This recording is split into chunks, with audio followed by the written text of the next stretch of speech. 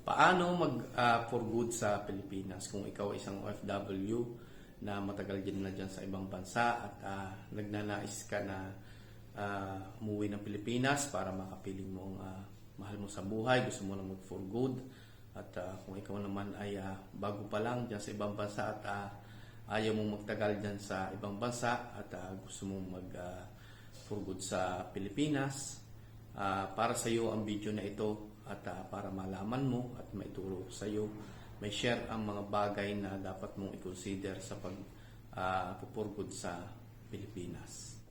Okay, so ito muna yung kwento. Noong taon na 2007, kinasal kami ni Mrs. So meron kaming perang likom dun sa aming kasal. So madalit sabi, meron kaming kinita dun sa aming kasal. At sa magandang pagkakataon naman na nangyari sa amin, merong nag-alok ng lote. Ang lote na yon, commercial space ko, napakaganda. Wala naman akong balak o wala kang kahit na anong plano dun sa lupa na yon. So madalit sabi, na bili namin yon ni Mrs. sa pera ng kasal namin na kinita noon. At ang nangyari noon nga, so matagal na yon, mga 18 years na. So ang nangyari po noon ay yung may maliit kasi yun na may maliit na commercial na bago pa namin binili, may umuupa na. Tapos ayun nga po, ang nangyari noon, nanganak ng another commercial space. Nagkaroon ng po ng apartment, sa taas at sa baba naman ay mga commercial space. So, yun po ang naging bunga noong aming nabili na lote o yung commercial space na commercial lot, sabihin na natin commercial lot. Ayun, yun po ang naging bunga sa kabutihang palad na hindi po namin yun intentional na talaga. Wala, basta, dahil bata pa nga ako noon, wala akong plano. Basta, syempre, yung mga magulang namin noon ang nag-initiate nun sa amin. Kaya nagpapasalamat ako sa mga magulang namin ni Mrs. Kaya, ayun ho, naging magandang umpisa noon. So, kung isipin nyo po, kung kami po ay uuwi ng Pilipinas, magpo-for good sa Pilipinas, so may sapat na po kaming kita para mag-stay sa Pilipinas. Pero ganun pa man, mas pinili po namin mag-stay dito sa Milan, Italy. Dahil nga po dito sa Milan, Italy, nandito na kami lahat. Nanay ko, tatay ko, magulang ko, kapatid ko, lahat nandito na po kami. At maganda naman po yung sitwasyon namin dito ngayon. Kaya kung ano pa man, anytime pwede kami mag-for good sa Pilipinas dahil meron na nga po kaming kumikita dun na mga commercial na paupahan. Kaya yun ang naging maganda na nangyari sa amin na hindi namin plinano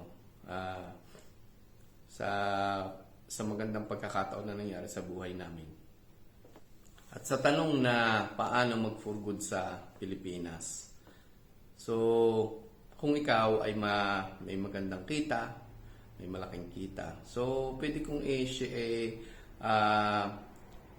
i-suggest sa iyo na mag-invest ka sa Pilipinas para sa gayon magkaroon ka ng passive income. Kung ikaw ay may magandang kita dyan sa ibang bansa. So, pinakamaganda talaga ay mag-ipon ka muna, no? Mag-ipon in the sense na yung kinikita mo ay wag mong pamigay, wag mong basta i-invest mo nang i-invest, no? Sa Pilipinas. So, kami ho, sa totoo lang, wala po kaming bahay. Hindi ho kami nag-isip hanggang ngayon, hindi po kami nag-isip nagpagawa ng bahay. Bakit?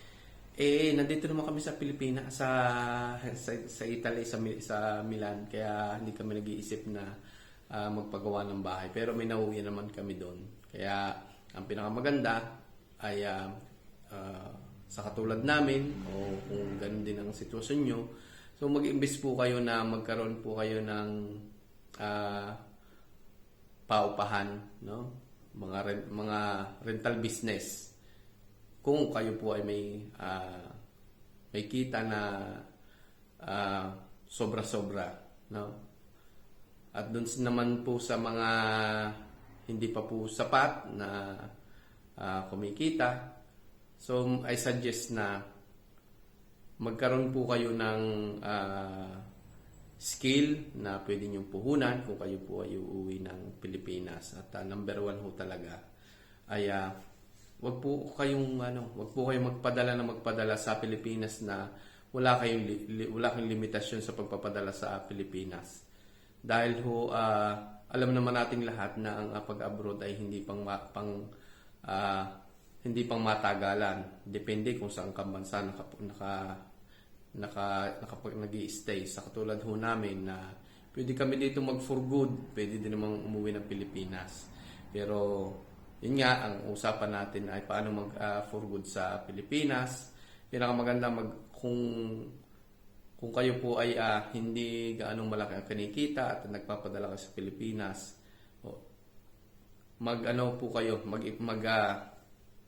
invest kayo sa skills. Kung ano man po ang inyong trabaho dyan sa ibang bansa, yan na po ang gawin yung puhunan. Dahil hindi naman sa totoo lang buhay ay hindi naman po talaga laging pera ang puhunan. Ang pinakamaganda talaga, ang pinaka number one po talagang puhunan ay lakas ng loob na umuwi ng Pilipinas kay may pera ka man o wala. Pag gusto mong umuwi ng Pilipinas, may lakas ka ng loob na umuwi ng Pilipinas. At para hindi maging risk yung inyong pag-uwi sa Pilipinas, at least meron kayong skill na pwede nyong gamitin sa Pilipinas kung ano man po yan. At hindi na kailangan na kayo po ay mag-isip ng napakaraming pera o ipon para umuwi lang sa Pilipinas. Hindi naman po yun, kahit gano'n po karami ng inyong pera na naipon at kung mahina ang loob nyo, hindi nyo rin po magagawa yan. At kung wala naman po kayong lakas ng loob na mag-for good sa Pilipinas, ipagdasal nyo ho yan.